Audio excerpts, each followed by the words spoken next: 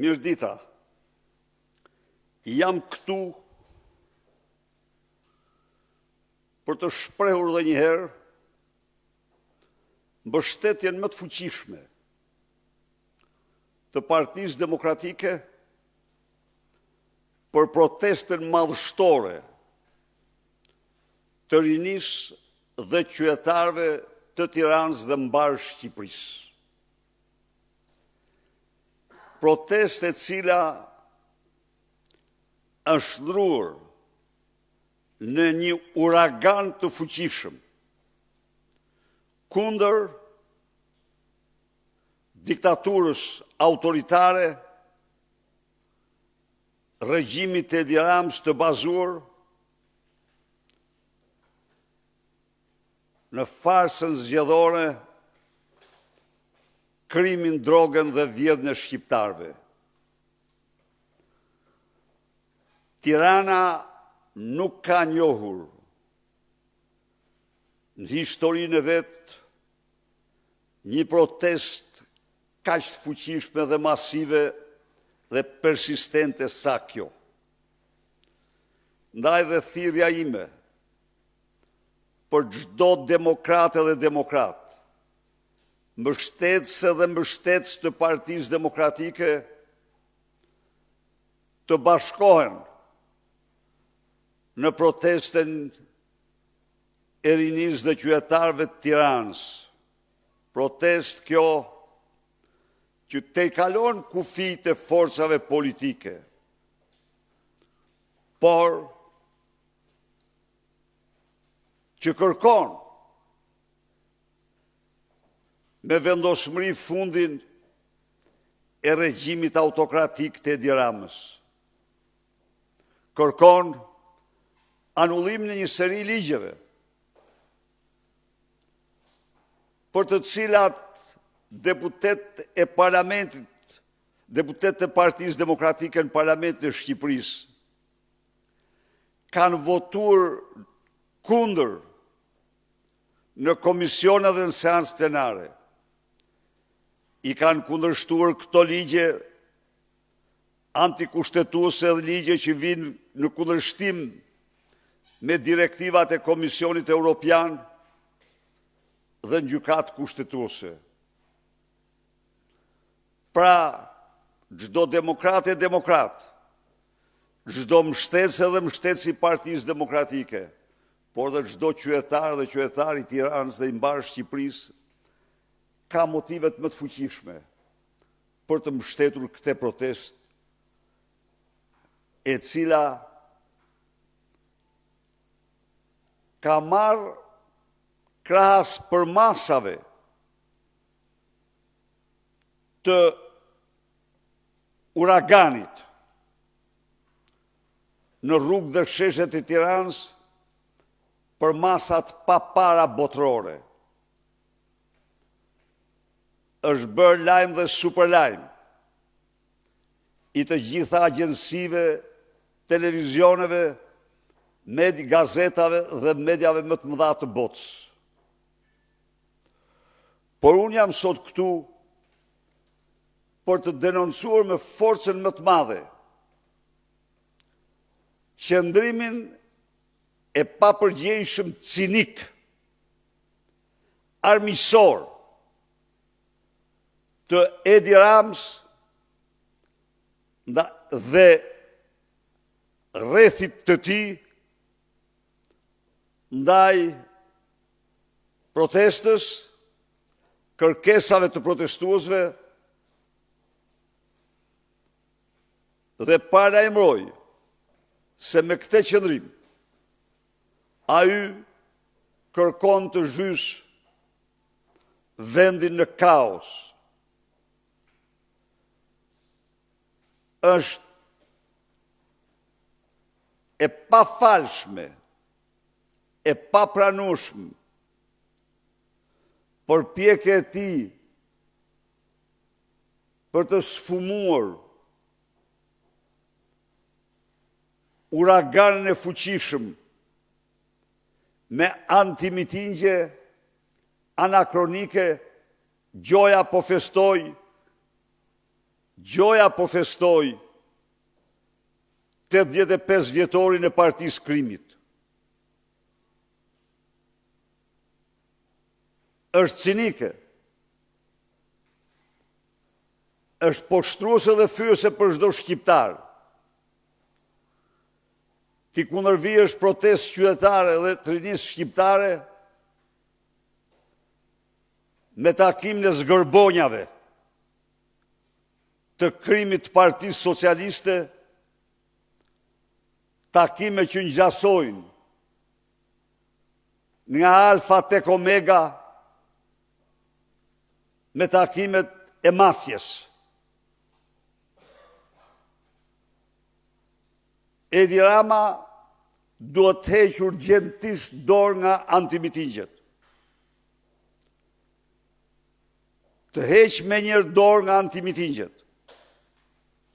Të mos sfidoj uraganin e fuqishëm paqësor të rinisë studentore me antimitingje mafiozësh, banditësh, delinkuentësh.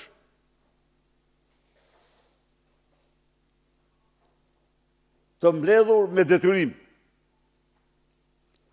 U bëj thirrje socialistëve të braktisin antimitingjet e Edi Ramës kudo që janë dhe të mos harrojnë se ato nuk janë, s'kan asgjë të përbashkët me idealet e Partisë Socialiste. Se ajo parti ka marrë fund se ekziston, është shndruar në rivdekjen e saj, që rilindja gjoja, që e varrosi Partinë Socialiste. Ndaj dhe edhe njëherë dënoj me forcën më të madhe, i bëj thirrje opinionit publik ndërkombëtar, atij politik dhe atij publik të mbështesin fuqishëm këtë protest, e cila ka përcaktuar si mision shpëtimin e Shqipërisë nga diktatura autoritare apo narkoregjimi i Edi Ramës.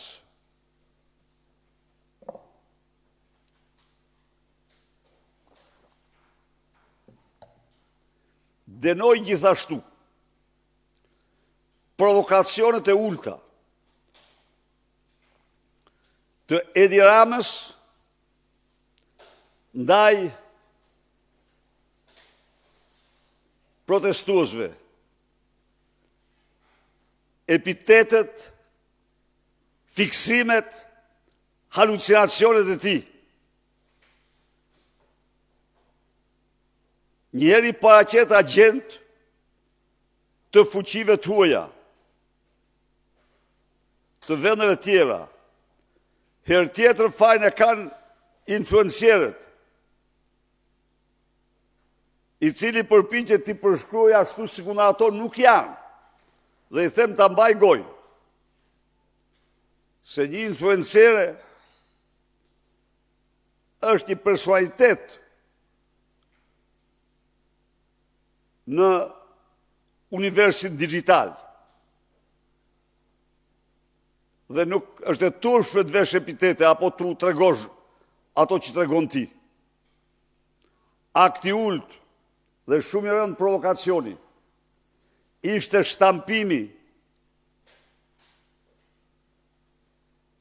në bluzën e tij i flamingos. I kujtoj disa vargje të fishtës,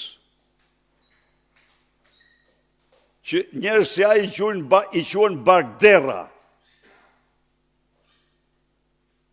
Dhe i kërkojnë që sa nuk ke asnjë drejtë morale ti, vras si flamingove me aeroportin që ndërtove e tjerë me radhë. Shtampon bluzën tanë Lubin, lindat e Akshit dhe Surrelit, Gysagazin Armand Frangun, ata shtampoj, jo flamingot. Flamingot janë simbol.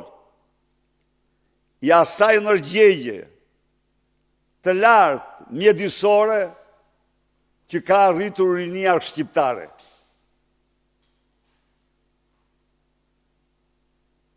Flamingot po mbrohen nga ata qytetarë, pasi ti anullove çdo ligj në kundërshtim me Kushtetutën për t'i zhdukur ato. Dhe tani, për të bërë sikur s'është gjë, na vesh dhe një bluzë me flamingo. Bluzën vishe me lubin. Po. Vire dhe dy lindat, njërën një krah, tjetër në krahun tjetër. Mos harro Gysin dhe Armand Frangun. Këto të shkojnë ty. Leri provokimet, bëj zgjidhjen politike. Nuk ka absolutisht, je i pa shpresë. Faleminderit.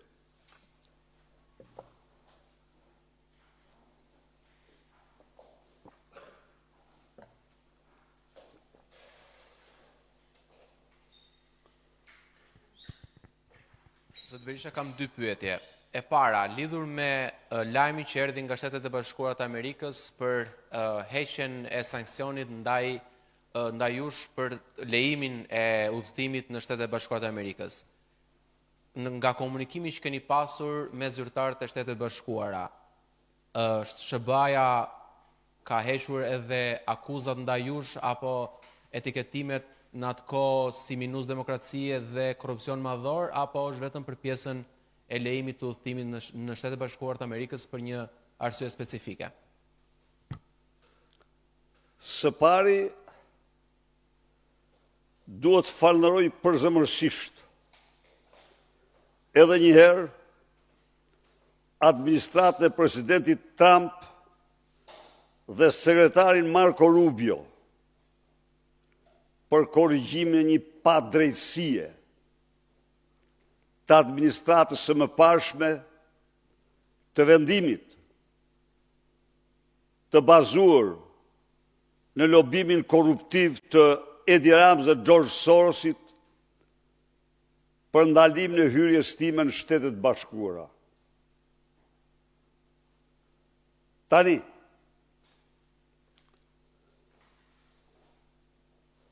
dy gjëra do të theksoj. Departamenti i Shtetit ka dhënë përgjigjen më të qartë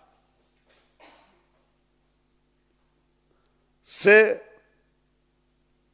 nuk është në listën, është hequr nga lista e atyre që nuk mund të hynë në Shtetet Bashkuara. Ai dhe familjarët e tij. Familjarët e tij. Dhe personat tjerë që s'kan lidhje me mua janë. Tani, edhe djeja u theksova. Sali Berisha s'ka qenë kur non grata. Shpallja non grata bazohet në konvent të Vjenës. Kurse dezinjimi për mos hyrje në territorin e Shteteve të Bashkuara ka në bazë një ligj të Kongresit Shteteve të Bashkuara, pra është ligj i brendshëm. Këtu jemi të qartë. Pse është bërë kjo ngatres?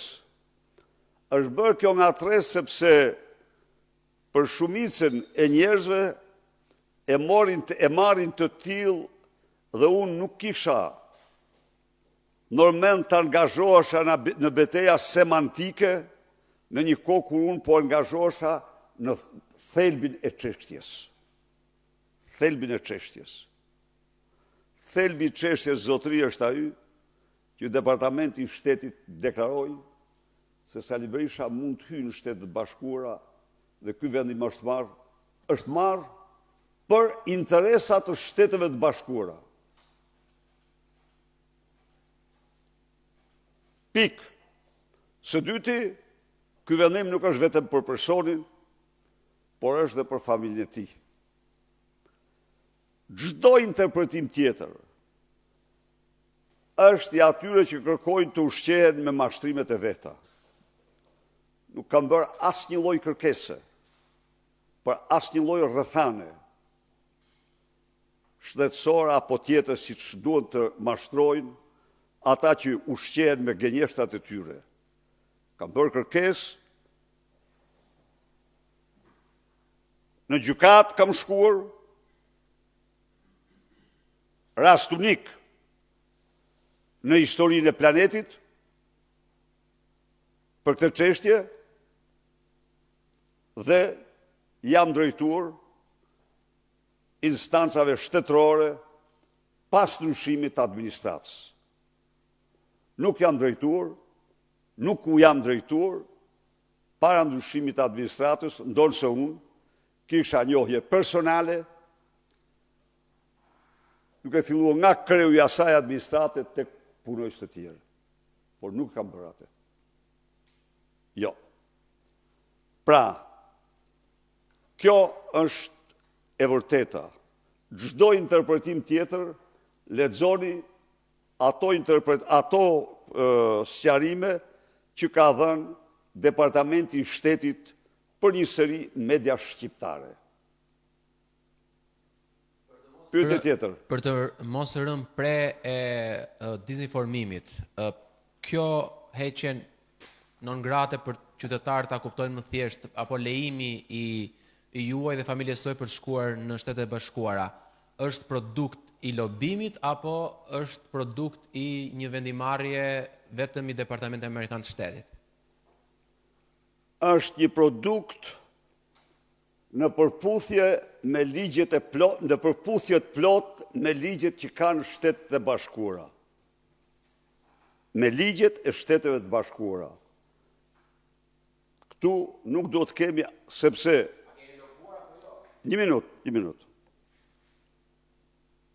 Mund të bësh çdo përpjekje ti, po në qoftë se zyrtarët e Shteteve të Bashkuara e konsiderojnë jo të përshtatshme për vendin e tyre, çdo gjë përfundon në hiç. Por unë me që jam këtu, thash, falënderova administratën e president tam dhe sekretarin Rubio, falënderoj familjen time, bashkëpunëtorët e mi të ngushtë, falënderoj të gjithë antarët dhe antarët e Partisë Demokratike, mbështetësit e saj, miqtë e mi në Shqipëri dhe kudo që janë, për solidaritetin e tyre të jashtëzakonshëm, që kanë treguar ndaj meje në sagën time, për të vërtetën dhe dignitetin njerëzor. Falënderoj ata 500.000 shqiptarë që në kushte më të vështira, më të jashtëzakonshme, të farsave të shëmtuara elektorale, votuar Partitë Demokratike dhe Sali Berishër me mbi 500.000 votash. Ndaj dhe unë ftoj qytetarët demokratë vazhdojnë betejën tonë, gjerë në realizimin e misionit tonë, rikthim në votës lirë dhe të opozitës në pushtet. Faleminderit. Zotë Berisha, me qënë se ky sankcionim tashmë ra, do të planifikoni një udhëtim drejt Shteteve të Bashkuara të Amerikës? Natyrisht, pa diskutim që unë do shkoj në Shtetet e Bashkuara të Amerikës, por do ta koordinoj